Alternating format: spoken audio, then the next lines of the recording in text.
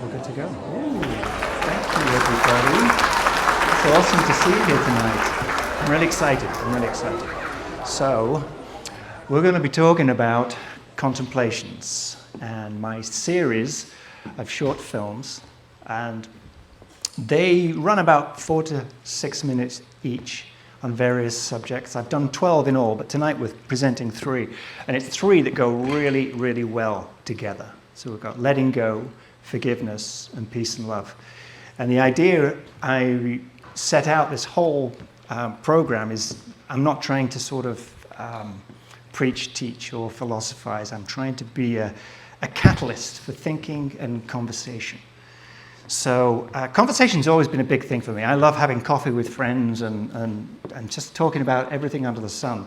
So what I have found is that conversation really does bring us together. And looking around the world at the moment, I think we need whatever we can do to bring us together. So this is my humble little attempt to do that.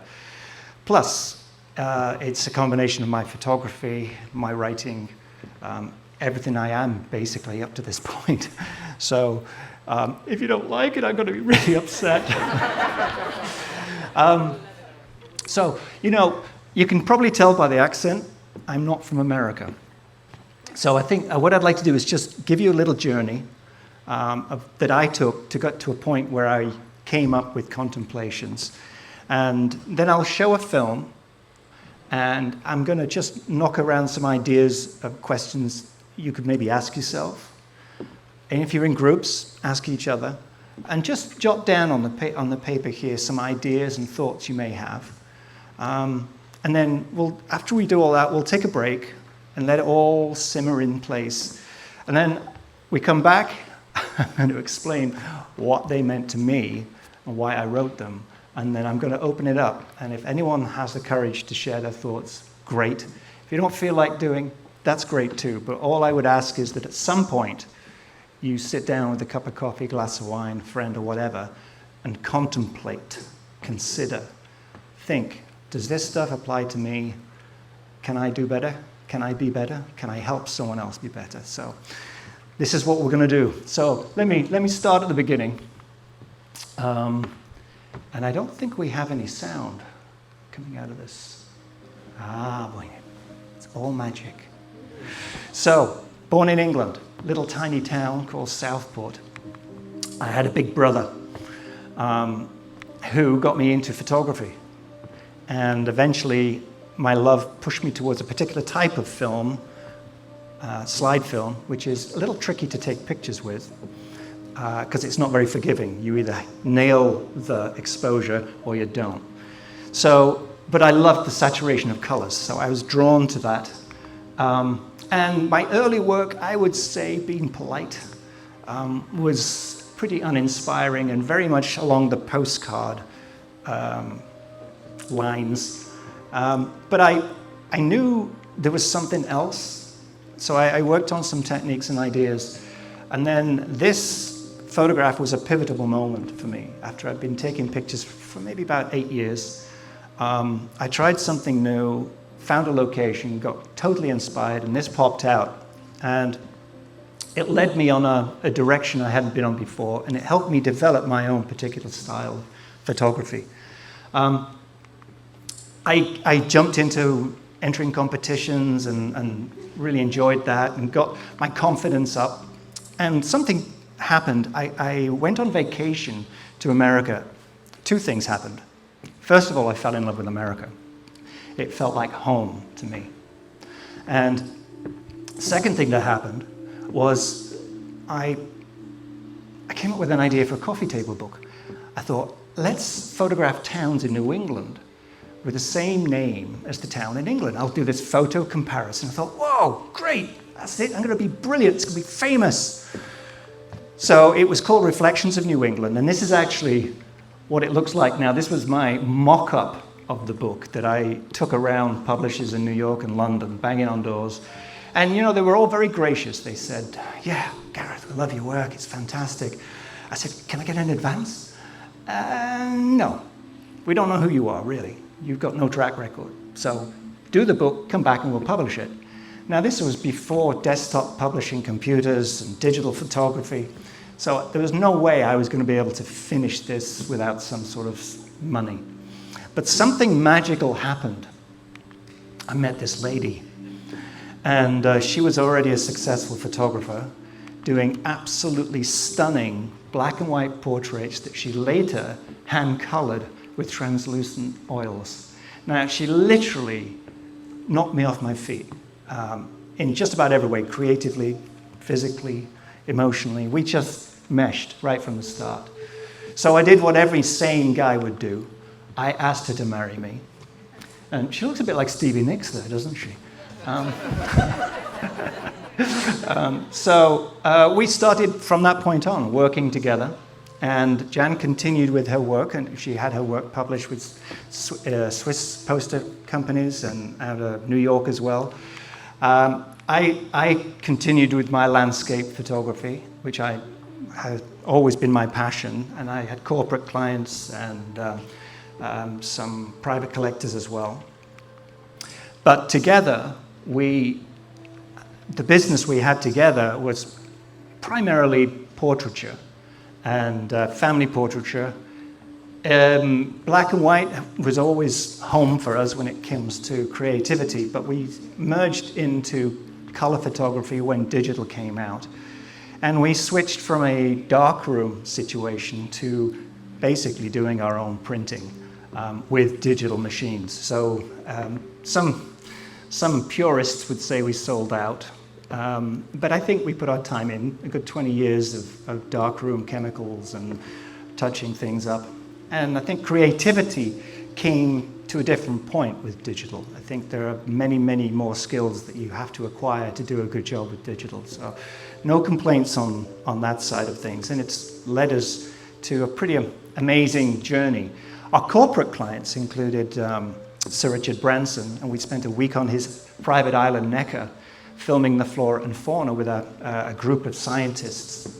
And that was just a tremendous, tremendous experience because he was actually my childhood hero growing up in England, Virgin Records and then Virgin Atlantic. That was a personal highlight for me. The other client was a client called Clipper Cruise Line who ran adventure cruises around the world. And we traveled to Russia, Iceland, Hong Kong. And the seeds of where I am now started that point, meeting people from billionaires to fishermen in Vietnam. And over time, you get to see the human connection, what is something we all share, and the love that gets shared. We found people are generally, most people are great. Most people are nice, most people are kind. And I prefer to look at all of us that way rather than, watching the news and seeing awful things that some people do. That's never going to change. That's the contrast. That's what happens. So that seed started about this thread of humanity. Just an observation at this point.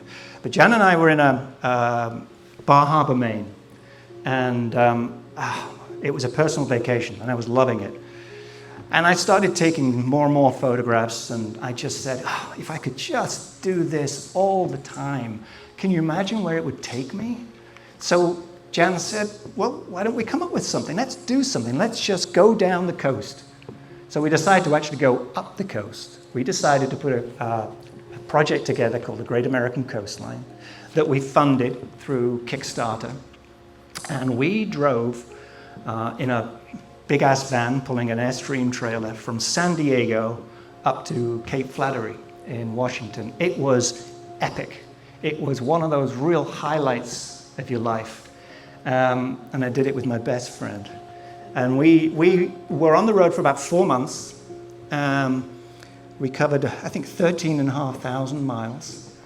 And the project, well, it culminated, I nearly forgot. We had our little dog Lily with us, which, our traveling companion. It culminated in a coffee table book and a DVD production that was, it was not meant to be a documentary. It was more of a visual audio meditation is how I describe it. right after that, something really special started happening. I did a course called The Artist's Way, and one of the disciplines in that, the course is really to help creatives keep the flow. One of the disciplines is called morning pages, where you would write longhand 3 pages every day. And it can be anything. It could be 3 pages of gratitude, ideas, thoughts, contemplations. So I got in the habit of writing, and the Great American Coastline started me just the idea that seeing myself as a writer, because of the blog posts and Facebook and Instagram. So this was sort of a natural progression. Then something else happened out of the blue. So these are like synchronistic events that happened within 12 months. So out of the blue, when COVID hit, I got a call. Hey, Gareth, can you do an English accent for me for a podcast? It's a play. Now, I'd never done anything like this, and I'd never thought of myself as doing anything like this. But with everything off the books as far as business goes, I said, how much are you paying for this? So they told me it was a quick $250. I thought, yes, I'm in. So I did it, I had fun, and the producer said it went flawlessly and was really happy. So I nailed that away. I thought, oh, I didn't know I could do that. Then something else happened. My good friend David Huckle gave me this wonderful little book, 365 Tao, Daily Meditations. Now this gave me material to do my morning pages with and expand on the ideas. And there were a couple of things that I just loved about this book. So I did like a 2-minute narration to one of my photographs, and I just put it out on YouTube just to see what would happen. And then Jan said, well, why don't you take your writings and your photography and do something for yourself? And that's how I got to do Contemplations, which I have to say, for me, it's the best thing I've ever done. Letting Go is the first one. So you've got some papers and stuff in front of you. So I'm going to show this, and then you're going to have some time, about 2 or 3 minutes, just to write down some ideas. Then it could be phrases or anything. So this is Letting Go, our first contemplation.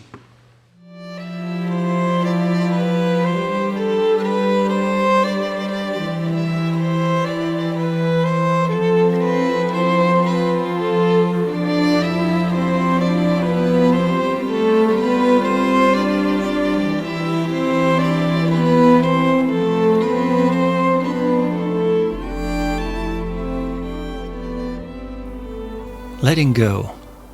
It seems to be the universal lesson, the one we all need to learn, the one we're forced to learn sometimes, over and over again.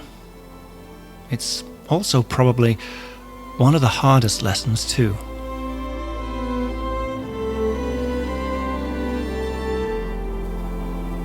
It touches us on so many levels as we move through this world. We let go of our childhood and our childish ideas. We learn to let go of people, lovers who leave us in a broken mess, with hearts in tatters and a mind full of self-doubts. We let go of friends as we grow in different ways, as we become someone else or go somewhere else. We let go of loved ones who pass away, who leave us holding the love we had for them, but with nowhere to put it, along with the dreams we shared that slowly wither away.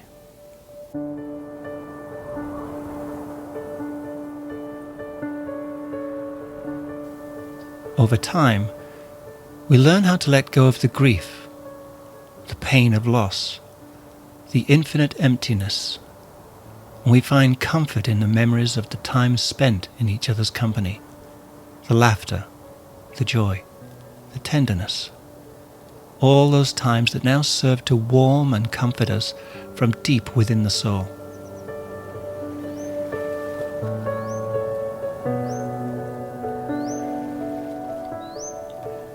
We also let go of who we thought we would be, what we thought we would do, good or bad, it all ends up being different from what we had hoped for or planned for. Over time, we have to learn to let go of destructive thoughts we may have, of negative emotions, or our attachment to things. We develop an urge to shed stuff, material things that now clutter our lives. We want to simplify and lighten the load, create space, and honor those times of peace and stillness.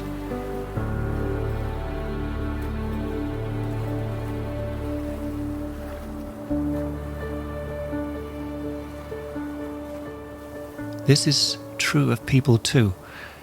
We recognize that acquaintances and small talk bring little value to us and only serve to steal time that could have been spent with friends who share deeper roots, whose love can be enjoyed even without the need for words. A sacred space, if you will.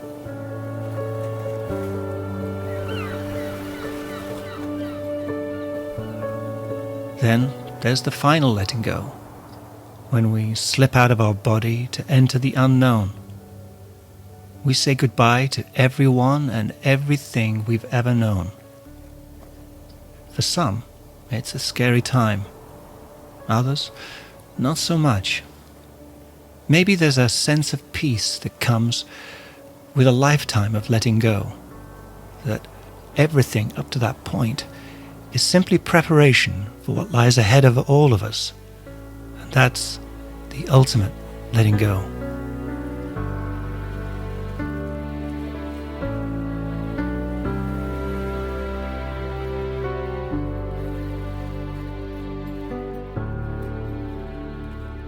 So the big lesson for me with letting go came as a younger man when my mum was in a hospice. She was dying of pancreatic cancer. And my brother and I, we were blessed to spend the last 5 weeks of her life with her. And after the first week, I remember having a particularly hard day. And the nurse came up and she was very, very compassionate. She put a hand on my shoulder and she said, "You know, Gareth, you're losing your mum, but she's losing everybody and everything." And so that was sort of like a light bulb going off, that I needed to shift my story. Not about me. What can we do for my mum? So my brother and I, we made arrangements and we took her around to see all his friends and family, as many as we could, before she got too sick. And I'm convinced to this day that it helped her pass more peacefully. But the lesson for me was the power of letting go comes when you change the story. And what I'm going to do, we've got some things to just sort of spark some thoughts. Ask yourself, how did this make you feel? Did any memory come to mind? Could you relate to any part of it? We can talk also about pictures, where were they taken and stuff like that. But I'm going to show the same images with the music, just to give you some space to be in, just to either chat to each other around the table or write a couple of things down, okay? So this is the same thing without my narration, just to put you in that space.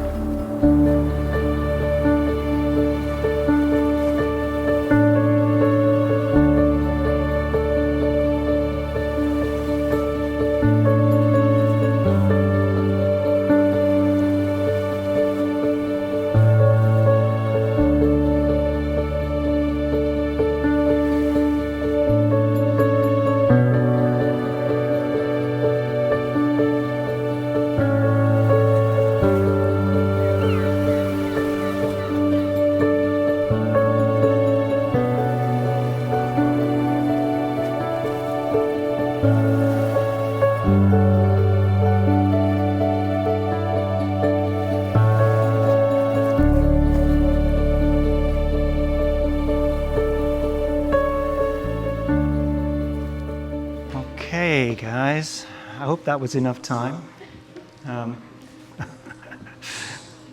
Probably writing down your shopping list, right? Okay, so letting go, on to forgiveness. Can't really do one without the other. I like forgiveness. It was probably been my biggest, most difficult lesson in life. I'll go into that a little bit more later.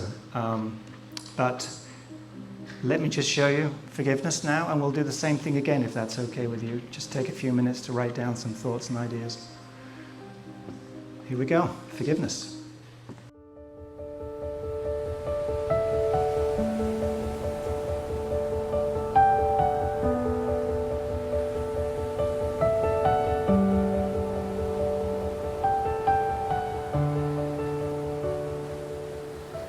Forgiveness. It's a word that's used a lot, but it's often misunderstood. In reality, the action has nothing to do with a person being forgiven, and everything to do with a person doing the forgiving. This is so powerful and incredibly healing. It may not be easy to practice at first, and it can certainly take time. But the reality is that you forgive others so you don't have to carry the weight of the pain anymore. You stop reliving it and you take back your authority. It's awareness and releasing in small steps. Once done, when you shed the baggage, it all stops festering in the heart. You are no longer a victim. Power and control are taken back. Fear, pain, hurt, injustice, hate, revenge, anxiety, and all the emotions that go with being used or abused, well, they simply start to fall away. There's literally no space for them.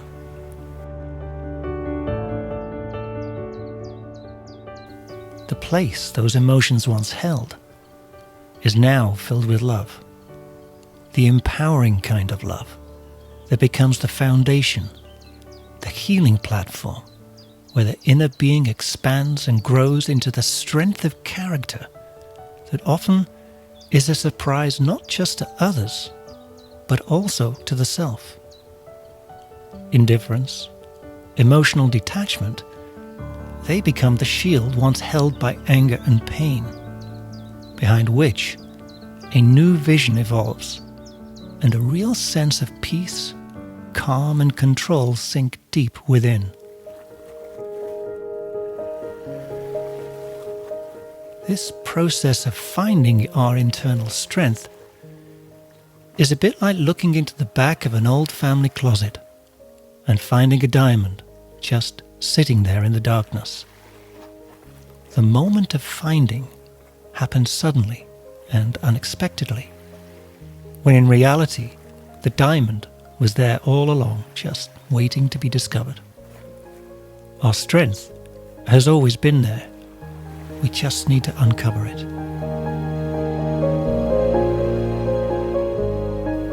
So, once your strength has been found, once earned, it can never be taken away. You can never unlearn this kind of knowing, this kind of love. This is the universal and unbelievable power of forgiveness. It lifts everyone it touches. It sets a standard. It draws a line in the sand that reverberates into the world and shows the power of love to ourselves and to others. It's like a cairn that gets left by a thoughtful traveller, marking the path so that others can follow in safety.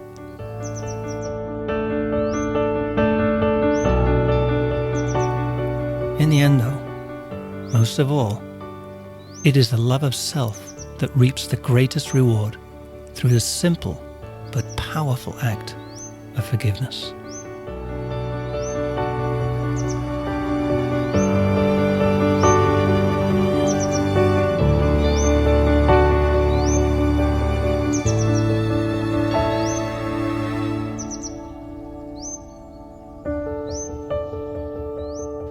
Okay, so I guess you can't forgive until you let go, and you can't let go until you forgive. So the two are meshed together. So, here's some questions that we had before. What do you think? How do you feel? Can you relate? Did you have a hard time forgiving someone? Did you have a hard time forgiving yourself? Because that's the one that I've struggled with for a long time, till I discovered what I couldn't forgive myself for was a lie anyway. And that's when you get to learn the new storyline. So, yeah, I'm going to do the same thing again. I'll play you some music and some visuals, and if you feel like having a chat with each other and writing some ideas down, that would be awesome.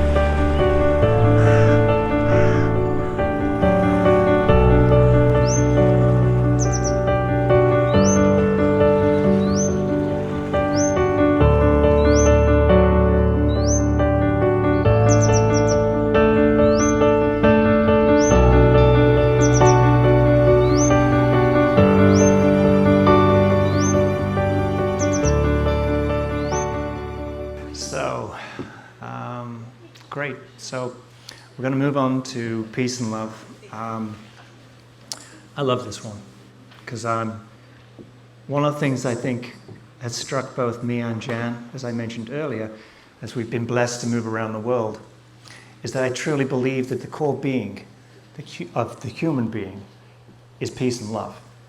And I just asked me that 10 years ago. I'm not sure I would have come to that conclusion.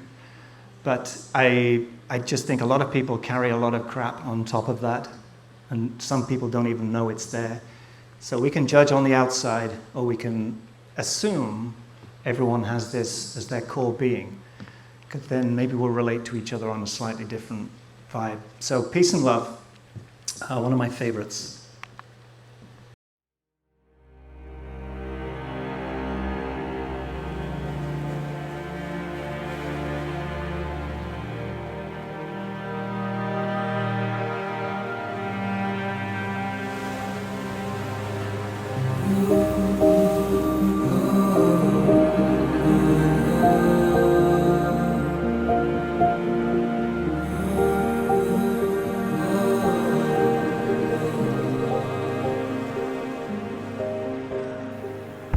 Peace and love lead to happiness, but they are often seen as destinations, places to hope for, to reach out to, that will arrive like a reward when something is done or accomplished, such as finding love when we meet someone new, peace when we go on vacation, or happiness when we get that new house.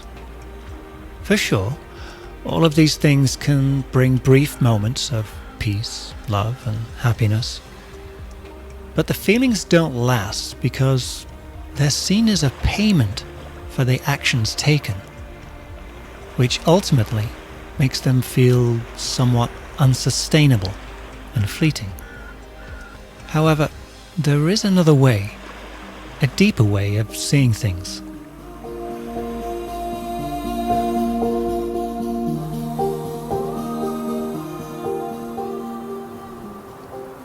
The night sky, with its blistering array of stars and planets, is a wonder to the heart and the eyes. And it's there whenever we look up, whether we're 6 years old or 60.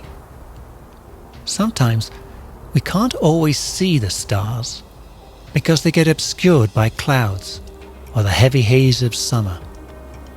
The night sky is obviously still there, in the background, and logically we know the clouds will pass, revealing the sparkle in the darkness once more. However, if we only looked up when it was cloudy, we would believe that the clouds were the normal sky, dark and uninteresting.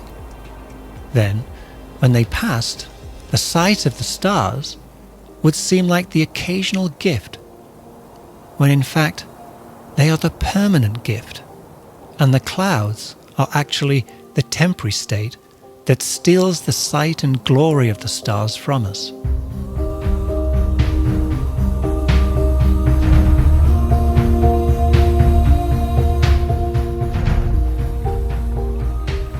We can look at ourselves in a similar way. We can choose to see situations that are painful, hurtful, or unfulfilling as temporary clouds that will eventually pass and once more reveal what lies deep inside all of us. And that is that the basis of our being is peace and love, the foundation that allows happiness to flourish from the inside out and not dependent on external situations.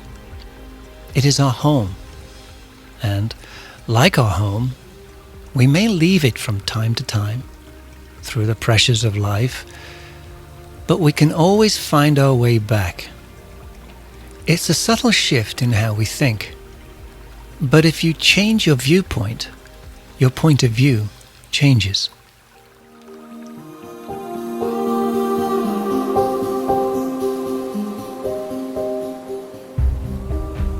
There are many ways we can reconnect to our sense of home. Usually, finding stillness is a good place to start. In fact, anywhere will do that cuts off the activities of our chaotic lives. Meditation, time in prayer, a walk in the forest, or sitting by the ocean. At first, the mind wants to keep up its frantic pace, its endless chatter. But over time, when we get lost in the moment through practice, focus and attention, the mind slows down, and like the passing clouds revealing the night sky, we get to once more feel that unifying sense of love and peace from deep within our core. And once again, we recognize the familiar song of home.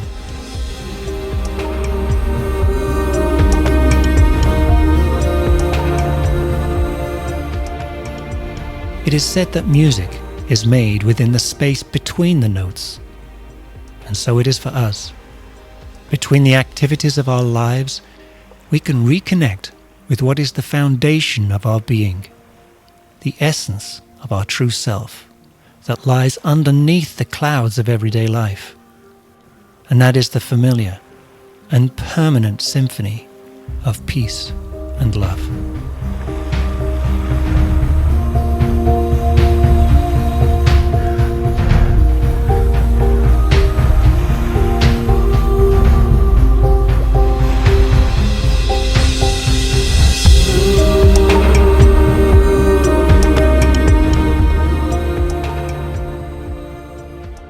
Peace and love.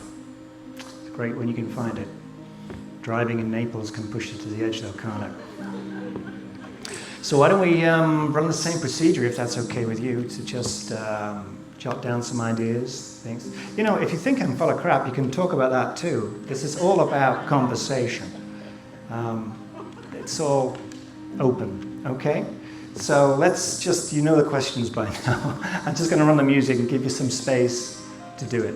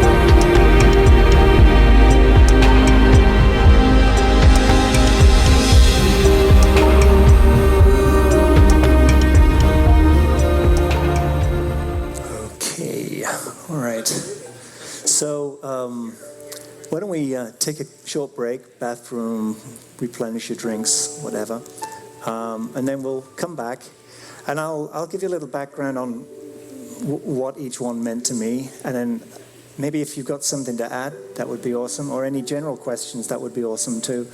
So yeah, let's take a break, and we'll come back in 10, 15 minutes. Thanks.